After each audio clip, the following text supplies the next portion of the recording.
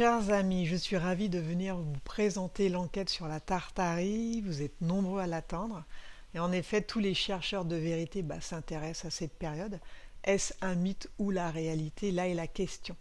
Donc voici la version avec l'aide du télépathe en état modifié de conscience. Donc on y croit ou on n'y croit pas, hein. Après chacun son niveau de conscience. Donc comme le son il est très mauvais du côté du télépathe, eh bien j'écoute l'enquête dans mon casque et je vous la retransmets. Donc si parfois vous entendez des voix, c'est normal. Ça va confirmer ou apporter des détails supplémentaires à ce que vous savez déjà.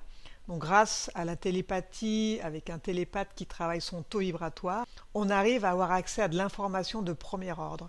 Donc pour ceux qui ne me connaissent pas, je suis Rachel Fortin, je fais du nettoyage énergétique sous hypnose, donc ça permet des dégagements éthériques du bas astral, des émotions négatives, de la magie, à connaître son identité éthérique, s'aligner et bien d'autres choses.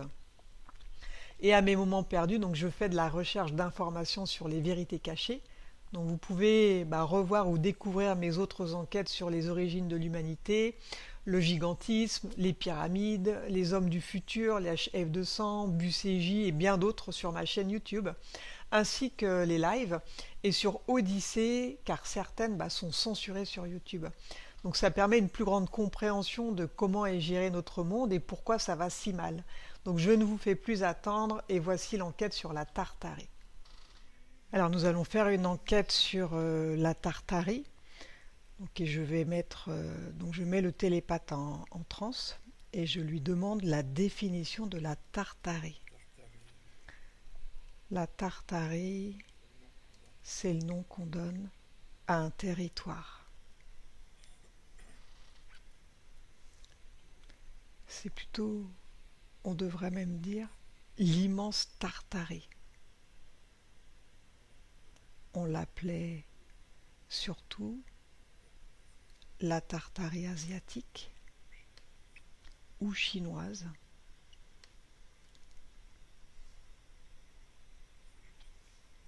On sait juste que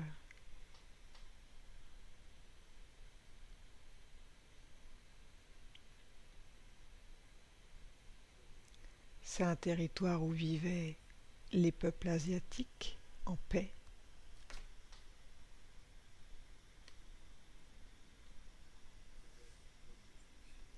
Ils avaient un mode de fonctionnement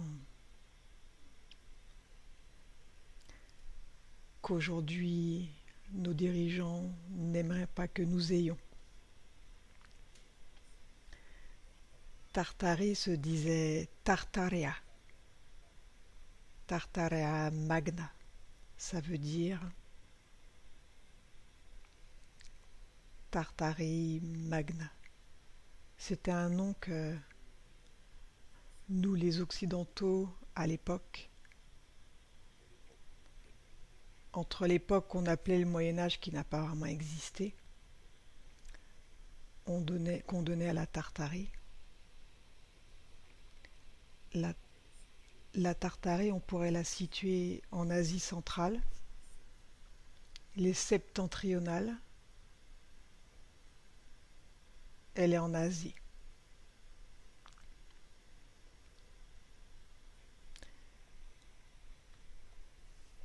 Elle parcourait tout le mont de l'Oural, toute cette chaîne de montagnes qu'est l'Europe.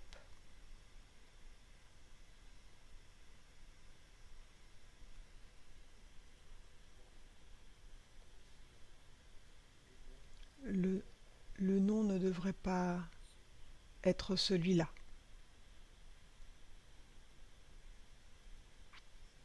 Si on regarde bien, la Tartarie, elle était principalement asiatique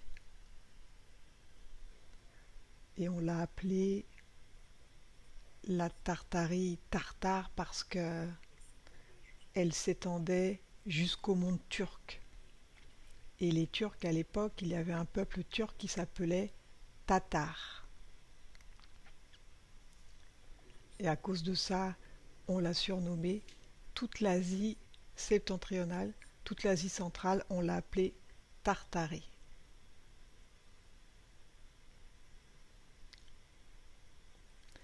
La Tartarie, c'était en fait tout l'empire mongol, exactement. Il faut savoir que elle s'étendait presque jusqu'à Moscou. C'est une des, c'est une des raisons pour lesquelles Moscou est très éveillé. Et il y avait une époque où les Européens,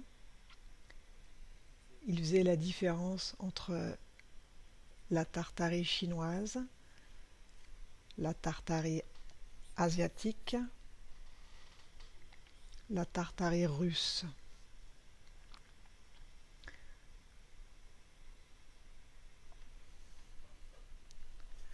Le territoire de la Tartarie était juste dément.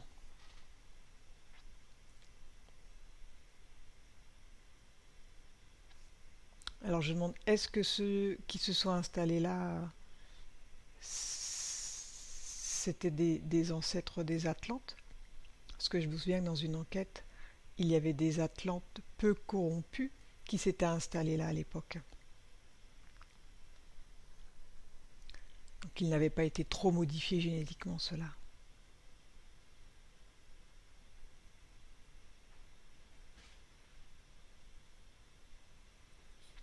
En fait, ce sont des descendants des Atlantes.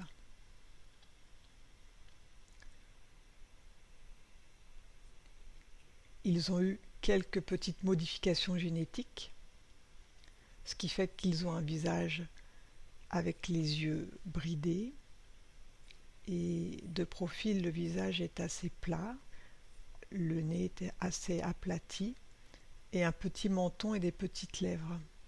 Mais il reste des ancêtres des Atlantes.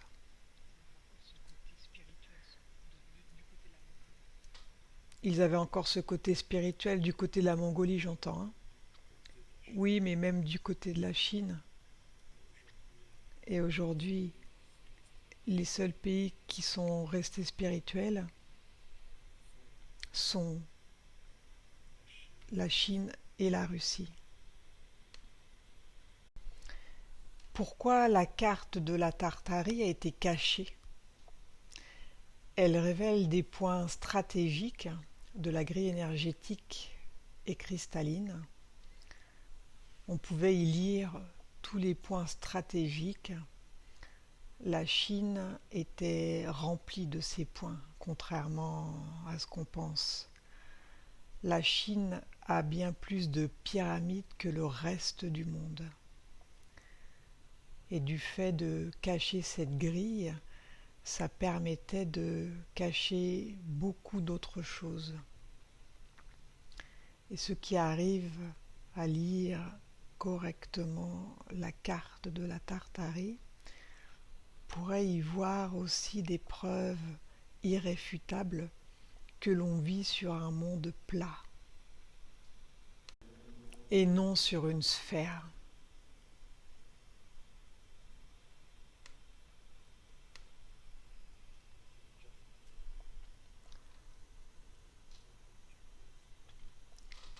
Donc la vraie carte de la vraie Tartarie n'a pas encore été révélée.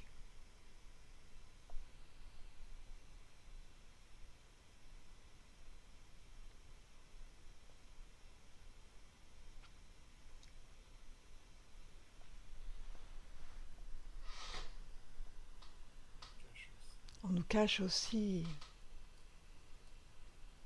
des traitements.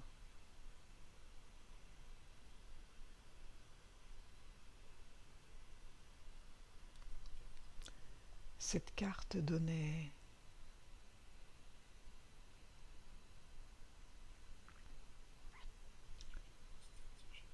tous les points stratégiques, un peu comme des centres névralgiques de la Terre. Aujourd'hui, les grands dirigeants s'en servent pour manipuler le climat, les tremblements de terre, alors que dans le temps, c'était des puits de lumière.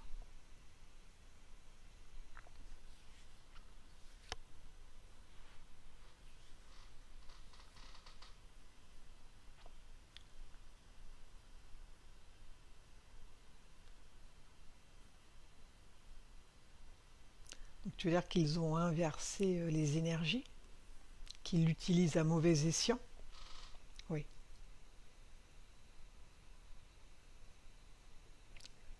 complètement à mauvais escient.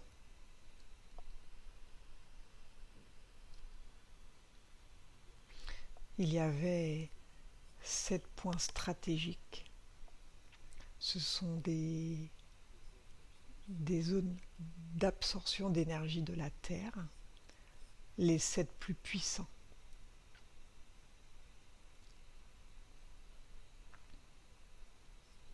Et soit ils inversent les énergies, soit ils utilisent cette énergie pour eux.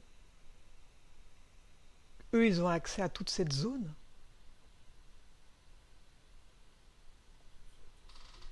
En fait, c'était une époque où on entretenait ces points,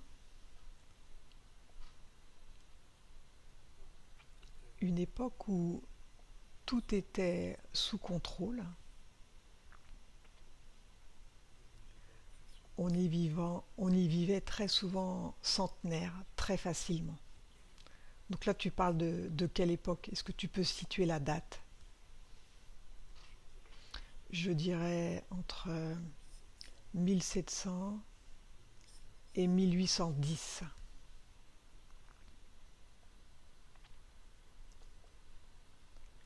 Donc là, tu parles avant le déluge, avant les coulées de boue ou après? Non, juste après. Eux n'ont pas eu de coulées de boue. Les coulées de boue n'ont visé que les mécréants, que le mal. Donc ils ont été préservés à la Tartarie. Oui. Donc les coulées de boue ont eu lieu essentiellement en Europe. Oui, essentiellement.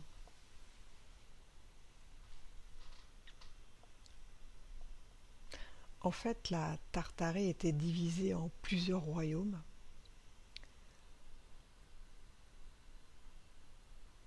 Et chaque royaume idolâtrait une entité, une bonne entité. Donc celle qui vivait en 12D1.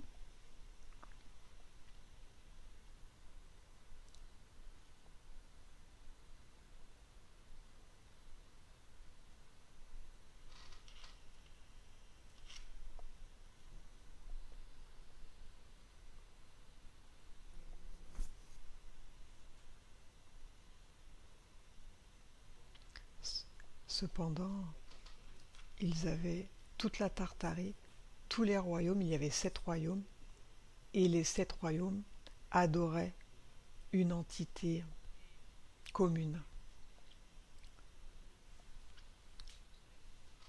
Donc la source, elle est représentée par cette entité. Est-ce que ce sont ces entités?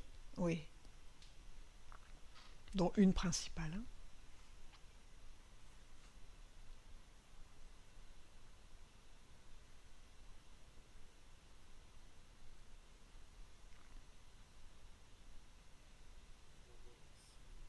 Ils avaient aussi,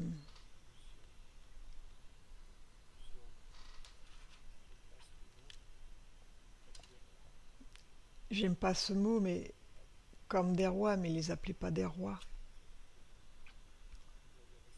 En fait, ils adoraient 7 dieux et en même temps, ils avaient 7 humains, des sages,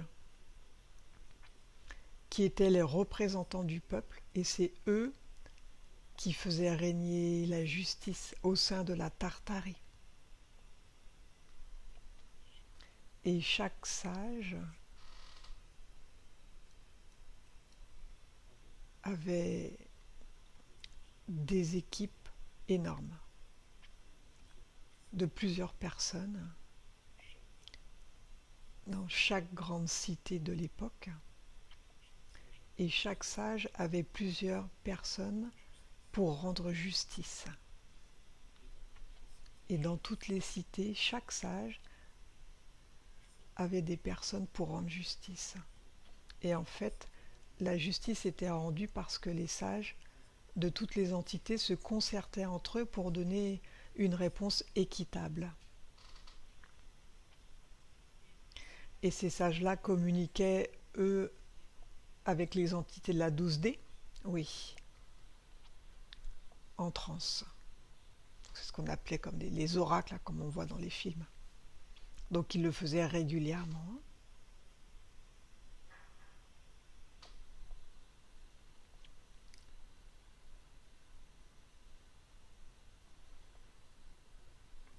En 1813, une partie de la Tartarie a voulu se déclarer indépendante parce qu'elle avait été un peu infiltrée par des entités.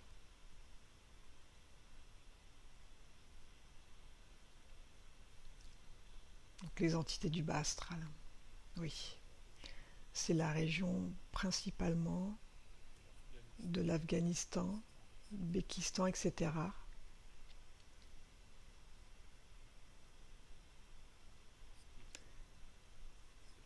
C'est la Tartarie russe qui a chassé tous ces démons. Ils avaient commencé de monter des armées pour se rebeller. Et ça, ce n'est écrit nulle part. C'était encore une guerre que les Russes ont remportée pour apporter la paix. C'est-à-dire qu'à l'époque, ils avaient conscience que des démons étaient infiltrés et qu'ils les chassaient. Oui.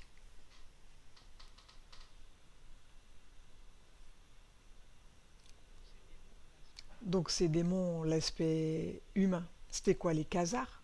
Oui.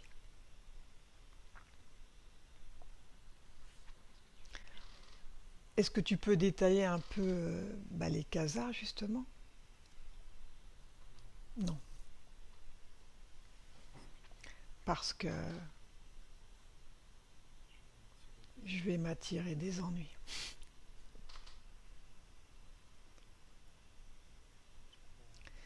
La Tartarie russe, en fait, elle s'étendait de toutes les chaînes de l'Oural en direction de la Russie. Tout ce qu'on appelle la Sibérie aujourd'hui. Et c'est dans la Tartarie russe que l'on trouve la région de Narnia. Et ensuite, les Européens appelaient aussi la Petite Tartarie. Tout ça, c'est documenté. Plus ou moins, mais c'est documenté. La Tartarie, c'est tout ce qui se situe autour de la mer Noire.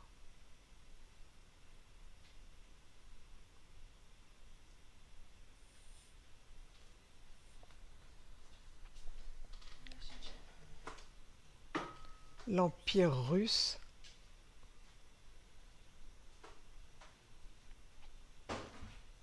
la Tartarie russe, si tu veux mieux, ils adoraient un dieu qui se présentait sous la forme d'un rapace, comme une chouette ou un hibou, je ne sais pas exactement. Il a des ailes en or. C'est très ressemblant avec ce que les Incas adorent aussi.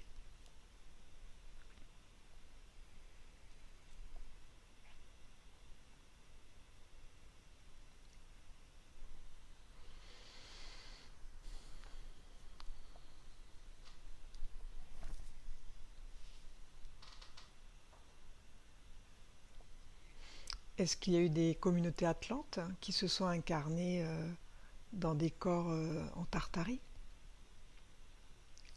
Bien sûr.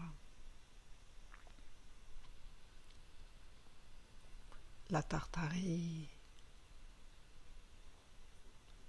a fait beaucoup de convoitises À l'époque, on pouvait dire qu'il y avait l'Europe et ses découvertes à l'Occident. Enfin, j'ai envie de dire, ces pseudo-découvertes. C'est pas en 1492 qu'ils ont fait leur découverte, c'était bien avant. Et il y avait d'un autre côté tout ce qu'on appelait l'Est à partir de la Russie.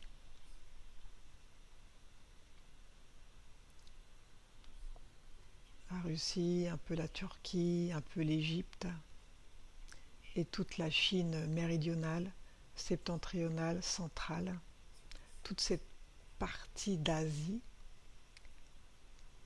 Le monde était divisé en deux parties déjà à l'époque. Et il y avait déjà les 13 familles qui se déchiraient. Et bien sûr, il lorgnait sur la Tartarie. Et aujourd'hui encore, c'est la continuité des guerres qu'il y avait déjà à l'époque. La plupart sont des descendants d'Atlante.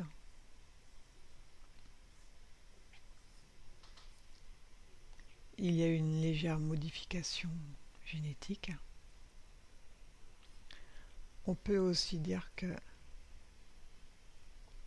les très lointains ancêtres de Poutine depuis les années 1600, qui ont commencé à s'installer près de Moscou,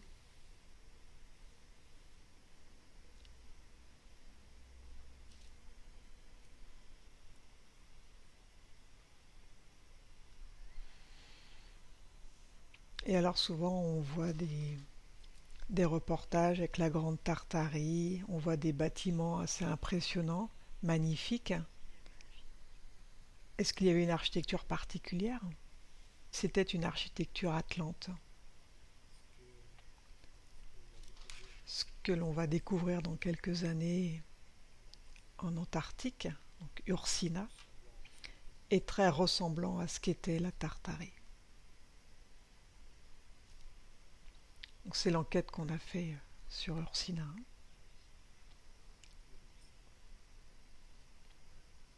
Donc c'est très similaire.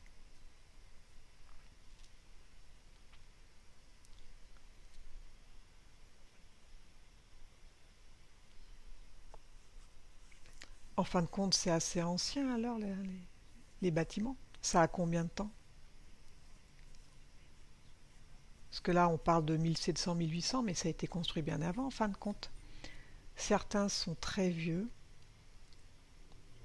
d'autres ont près de 600-700 ans, d'autres sont plus récents, mais tous sont sur le modèle Atlante. On parle de la Tartarie une légende, on fait de la Tartarie une légende, et je découvre que ce n'est pas une légende, donc c'est pas si vieux que ça. Tout le monde en fait tout un plat. Les gens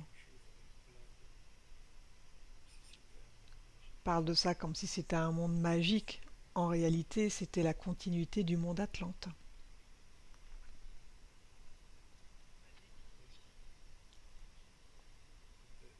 C'était extraordinaire sur le fait qu'il y avait beaucoup de convivialité, de solidarité, de justice, que l'énergie libre, jusqu'au début des années 1800, était très utilisée et offerte. Mais il fallait absolument, pour l'Europe, casser ce modèle pour pouvoir exploiter l'humain, pouvoir le rendre dépendant.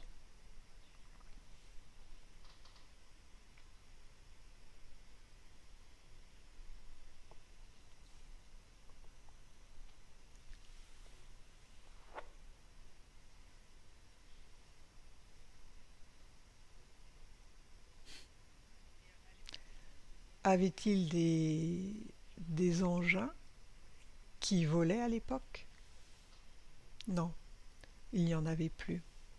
Par contre, il y avait énormément de transports électriques.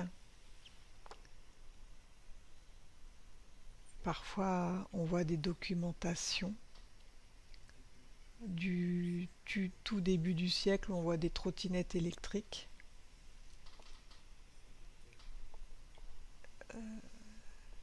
C'était même à l'époque bien avant la Tartarie. Ils avaient une longueur d'avance puisqu'ils exploitaient l'énergie libre. Donc ça, c'était grâce aux nombreuses pyramides et à la grille cristalline énergétique. Oui. Est-ce que tu peux rappeler ce qu'est la grille cristalline et la grille énergétique? Donc la grille cristalline, c'est la grille de protection contre le bas astral. Elle protège, elle protégeait des entités du mal, puisque elle n'existe plus. Elle permettait aux gens de vivre sainement sur un plan spirituel. Donc ça leur permettait quoi, cette grille cristalline? D'avoir une vie spirituelle saine, c'est quoi?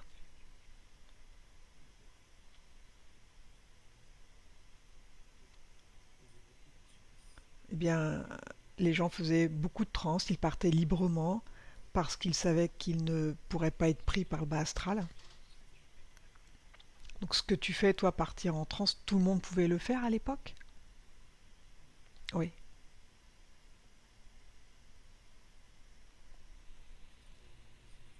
99% de la population à l'époque.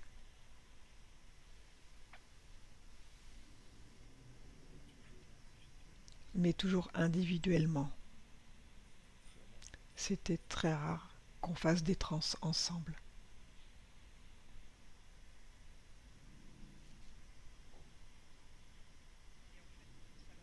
Et en fait, ça leur permettait d'aller où et de communiquer avec qui en transe? Chacun visitait des mondes différents. Certains allaient voir leurs ancêtres. D'autres allaient essayer de comprendre pourquoi telle chose ne se passait pas bien. Et quand une chose ne se passait pas bien, eh bien c'était très vite résolu.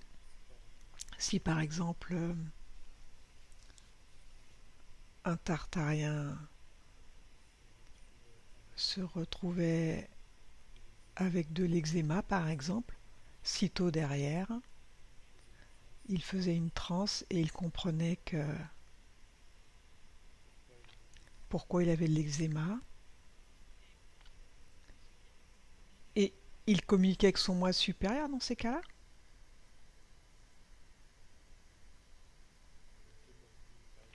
Donc s'il y en a un qui était mordu par un serpent par exemple,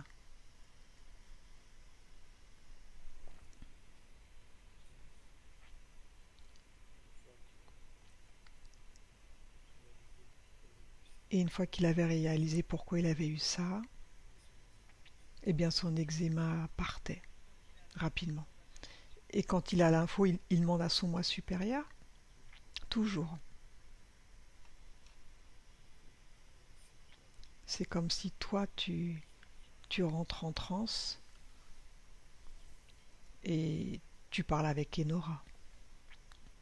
Donc c'est vrai qu'on n'est jamais aussi bien servi que par soi-même, hein.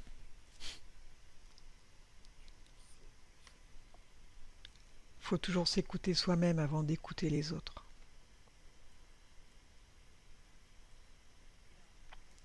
Et la grille énergétique, elle servait à quoi? Donc la grille énergétique, elle raccordait tous les lieux énergétiques de la Terre. Elle formait une grille. Ils appelaient ça... Les Atlantes et les Akkas appelaient ça la Rédée. En fait, si tu prends 3 points, 3 points hauts, par exemple entre 3 cathédrales, 3 clochers, Et entre ces 3 points, tu as 1 point, 2 points, 3 points. Entre ces points, tu peux venir pomper de l'énergie. Et donc, il y avait une multitude de points et ces points formaient ce qu'on appelle la raidée. Donc une grille énergétique très puissante. Ça permettait d'avoir des engins qui se servaient de cette énergie. Et les engins pouvaient léviter. Et il a été très important pour les premiers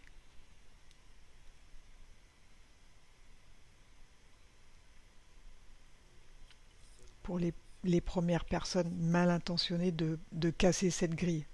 Donc ça servait de courant à éclairer les endroits. Oui, elle porte bien son nom. La Rede,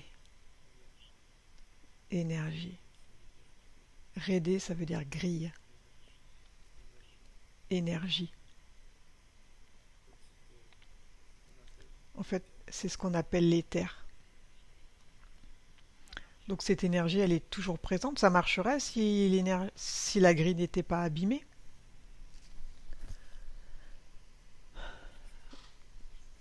Pas la cristalline, la énergétique. Oui, ça fonctionnerait. En fait, il y a des endroits où ça fonctionne. Oui, il y a des endroits où ça fonctionne. Et c'est utilisé, ça? C'est utilisé en Russie, un petit peu, beaucoup en Chine.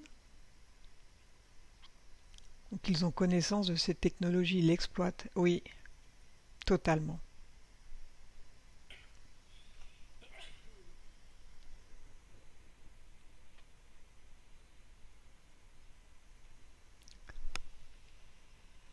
Donc on comprend mieux pourquoi ils veulent aller en Russie et détruire tout ça.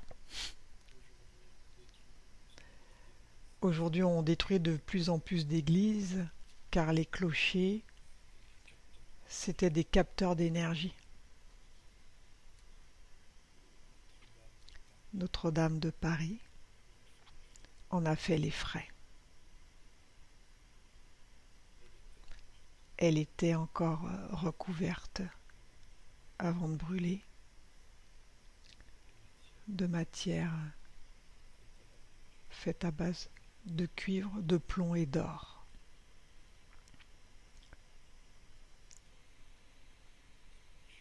Avoir cette couche sur la charpente, elle permettait de transmettre le courant électrique. Beaucoup de bâtiments étaient recouverts. C'était un mélange de plomb, de cuivre et d'or. Et aujourd'hui, elle est reconstruite à l'identique, mais sans ce traitement. Ce qui veut dire que elle ne sera plus un haut lieu énergétique. Elle ne pourra plus attirer la foudre.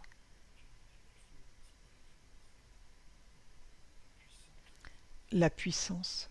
Elle ne pourra plus attirer la puissance. Parce qu'elle n'a plus cette espèce de couche. Qu'est-ce que ça change pour eux?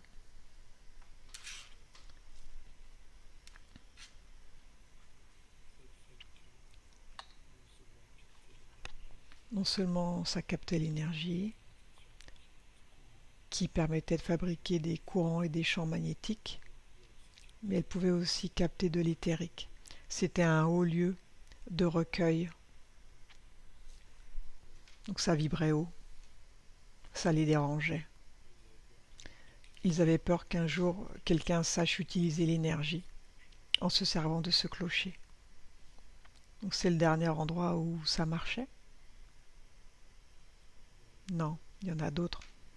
Mais c'était un des plus puissants. Notre-Dame, c'est un chakra? Oui. celui du cœur. Et à un moment, pour faire descendre l'énergie noire, ils ont mis des obélisques partout. Il y a beaucoup de villes où il y a des obélisques.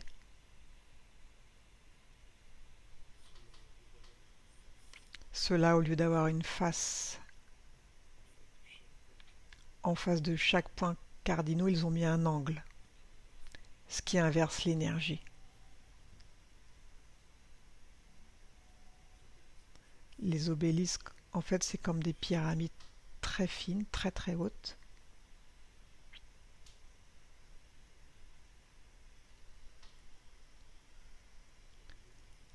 Les pyramides, elles ont à chaque fois une face qui va vers l'est.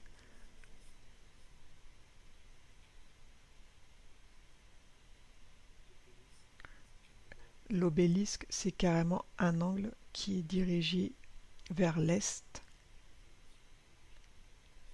alors que les autres sont dirigés vers l'ouest.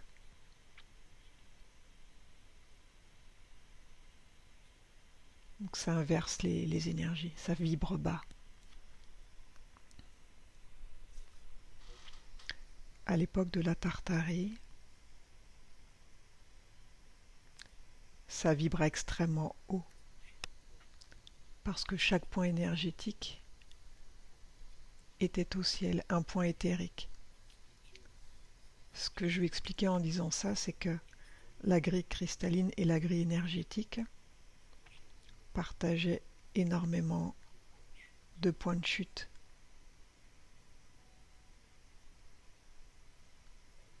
Par exemple, le clocher pouvait servir à la grille énergétique et à la grille cristalline. Et les églises, à l'époque, elles servaient à quoi? C'était un lieu de recueillement ou ça servait à autre chose?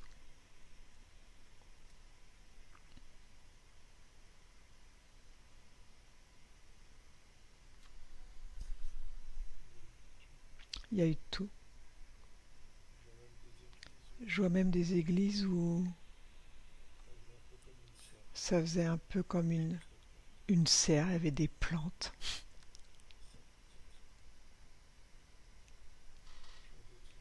Je vois d'autres églises qui ont un peu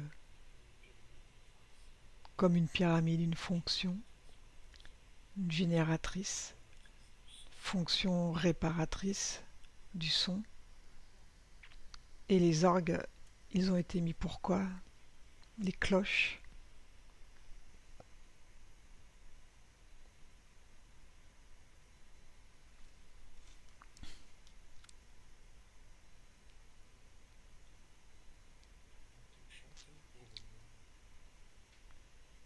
Quand on chante, quand on fait des louanges à la source, c'était à 437 Hertz. Les orgues ont été transformés en 440, exprès. Ce qui fait qu'on cassait la communion entre les individus éthériques. Ça désharmonise. Tout à fait.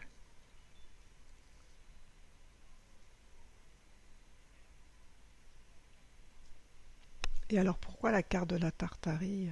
Pourquoi les cartes elles ont été cachées? C'est...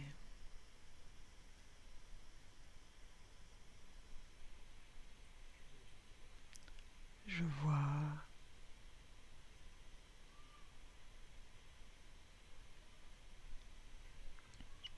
comme une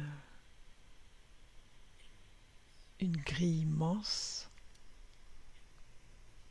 Je la vois de manière virtuelle.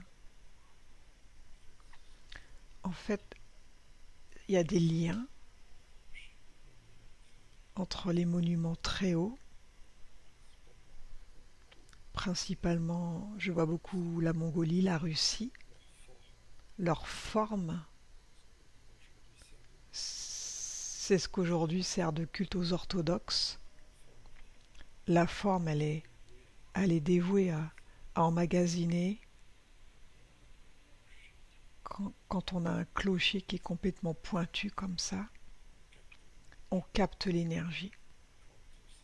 Quand c'est haut, ça fait comme une forme de... Ils appellent ça les cabachas en espagnol, les Incas. C'est fait pour emmagasiner l'énergie, c'est-à-dire que ils étaient capables de conserver l'énergie électromagnétique et s'en servir en cas d'urgence quand il y avait besoin, quand il n'y avait plus d'énergie. Et en Tartarie, pour répondre à la question de la terre cachée, c'est quand ils voulaient alimenter une porte, ils arrivaient à alimenter une porte pour aller dans d'autres dimensions. Et donc,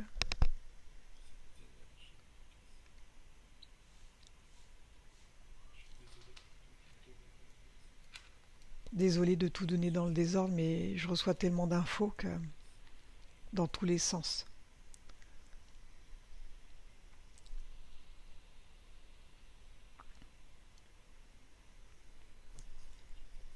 Dans toute la Tartarie, c'était une histoire de quelques secondes pour parcourir près de 8000 km grâce aux portes dimensionnelles. Donc ça représente quoi en superficie la Tartarie? Tous les royaumes inclus, les 7 royaumes. Plus de la moitié des terres. Si tu regardes les territoires connus, les territoires officiellement connus, la Tartarie représenterait environ 65% de toute la Terre plate. Et la capitale de la Tartarie, c'est Moscou actuel.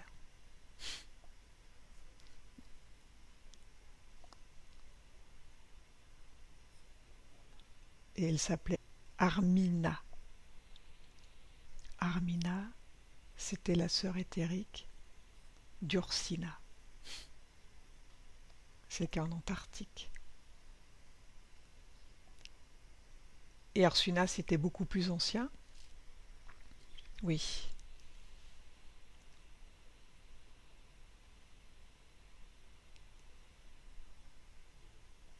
Il y avait une porte dédiée uniquement au passage pour aller à Ursina. Donc l'accès était facile. On pouvait y aller très facilement, en quelques secondes. Donc cette Tartarie, donc il y a eu des guerres, ils ont voulu détruire toute cette magnifique civilisation. Ben, ils y sont quasiment arrivés.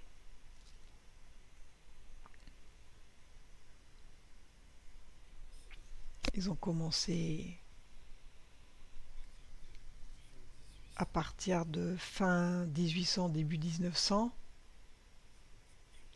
à se mettre après la Russie.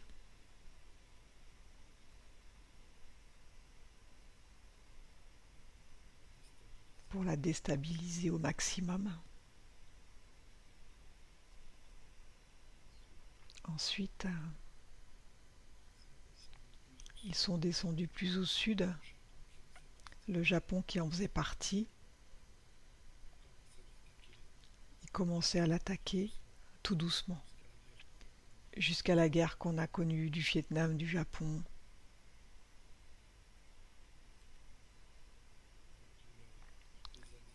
Toutes les années 1900 jusqu'aux années actuelles, ils n'ont fait qu'affaiblir la Tartarie. Chaque bombardement a détruit des monuments historiques qui étaient d'époque. Mais aujourd'hui, l'Orient s'est réveillé et l'Occident a peur parce que ce qui était l'ancienne Tartarie aujourd'hui est représenté principalement par la Russie et la Chine, qu'on doit rendre à la Tartarie ce qui est à la Tartarie. Les gens ne savent pas, mais c'est la continuité d'un territoire qui se défend de son agresseur depuis plus de 300 ans. Il faut bien le comprendre, ça.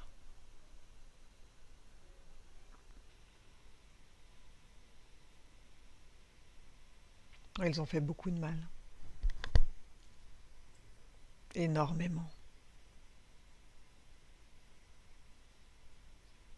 Donc cette grande civilisation, tous les bâtiments magnifiques, ça a été bombardé, ça a disparu. Ça n'existe plus. Oui.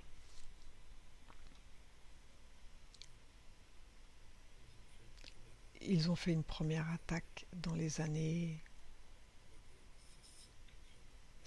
1680 à peu près. Ils ont été sévèrement punis par la source. S'en est suivi le déluge qui a inondé debout toute l'Europe, toutes les grandes villes. Donc ça a tué énormément de monde. Mais elles ont vite été repeuplées et le mal s'est à nouveau réintroduit. Et la guerre que l'on vit actuellement, c'est une guerre finale.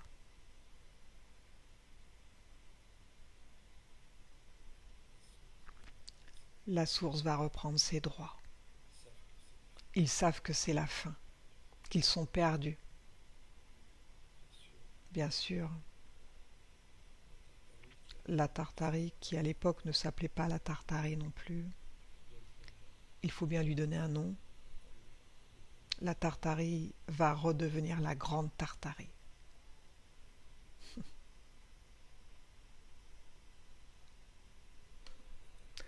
La Tartarie est étroitement liée au secret des 3 petits pasteurs de Fatima. Si on écoute bien les 3 secrets, surtout le dernier, on réalise très vite que la terre de Dieu, elle est en Tartarie. Que la Russie, que les petits pasteurs prenaient pour une personne à l'époque, était en fait un pays. Les petits pasteurs ne comprenaient pas quand Fatima, enfin la Vierge Marie, leur disait « Il faudra pardonner et soutenir la Russie ». Le mot Russie n'existait pas à l'époque. C'était l'URSS à l'époque et non la Russie. Donc ils ne pouvaient pas savoir. Ils croyaient que c'était une personne, ils croyaient que c'était une femme.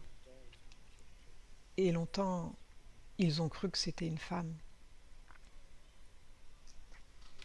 Aujourd'hui, on sait que la Russie, c'est un des pays les plus respectueux au monde.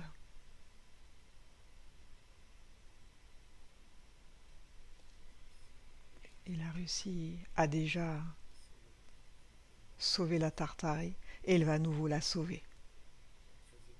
La 13e famille dont descend Poutine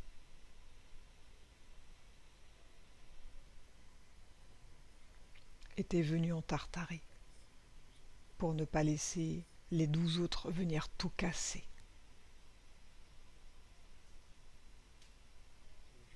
Si aujourd'hui la Russie semble être seule contre tous, une chose est sûre, la victoire est à elle.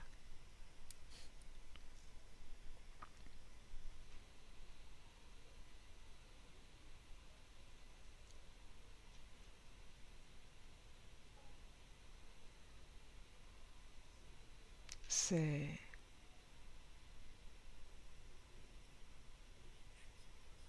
en réalité pas grand-chose à dire sur la Tartarie. C'est juste, c'était un ensemble de pays à partir des années 1600 environ. On leur avait donné beaucoup. Elle était résumée à 7 grandes régions, dont l'une était la région moscovite. C'était la capitale de la Tartarie. Chaque région adorait ses propres entités, et toutes bonnes, et toutes adoraient une entité commune. Je pense que cette entité était Mamakia. Il y avait aussi 7, donc 7 sages, 7 rois sages, on va dire, qui étaient là pour faire la justice. Et la justice était faite et respectée. Donc j'imagine qu'il y avait peu de crimes à l'époque. C'était pas des sauvages comme maintenant. Très peu. En Tartarie, il y avait une zone interdite.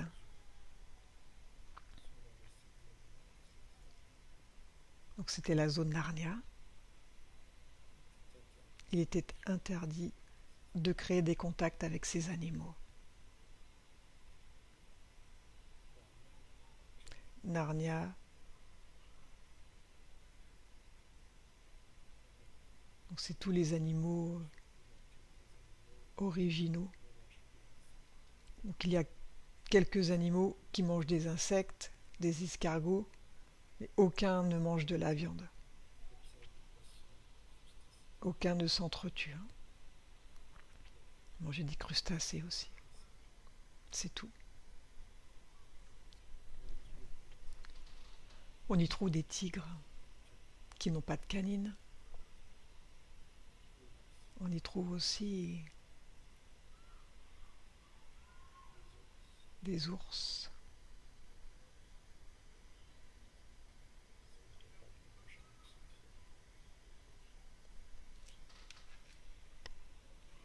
Donc les animaux de l'époque, avant qu'il n'y ait des modifications, ne mangeaient pas de viande. Ne se mangeaient pas entre eux, jamais. Non. Donc ça a été modifié.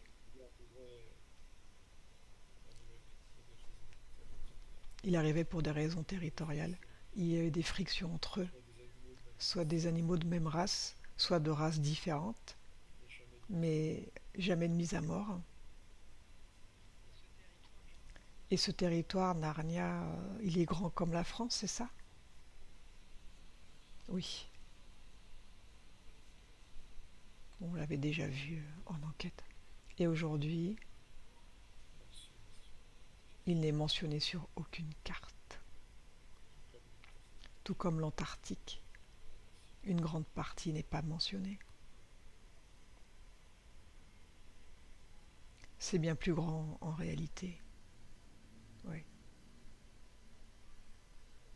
Pour information, une partie de l'Antarctique formait aussi ce qu'on appelle la Tartarie, la Grande Tartarie. Et quand je vais dans cette partie du sud, donc complètement au sud, où je suis en Antarctique, alors ça va faire plaisir aux platistes. Je devrais avoir des nuits complètes, c'est-à-dire plus de 2 mois où il fait nuit, 24 heures sur 24, et j'ai beau traverser les saisons à grande vitesse, j'ai toujours une phase nuit-jour, nuit-jour, sur une terre sphérique, c'est juste impossible. Il n'y a que sur un modèle terre plate qu'on peut avoir des journées en discontinuité et des nuits en discontinuité au nord et pas au sud. Si on n'a pas ça au sud, ça veut dire que la Terre n'est pas sphérique. Et aujourd'hui, Sur un plan éthérique, je voyage. Je suis un peu dans le temps et à aucun moment j'ai de la nuit pendant plusieurs semaines et du jour pendant plusieurs semaines. Et les journées qui raccourcissent un peu, ou alors des nuits, mais jamais l'inverse. Il y a bien une corrélation à faire entre le mensonge potentiel, je dis bien potentiel, de la Terre sphérique et la vérité potentielle aussi de la Terre plate. En tout cas, ce que je constate, ce que j'ai déjà vu depuis plusieurs fois en transe, va en faveur de la Terre plate. Nous vivons bien sur un terrain qui est plat.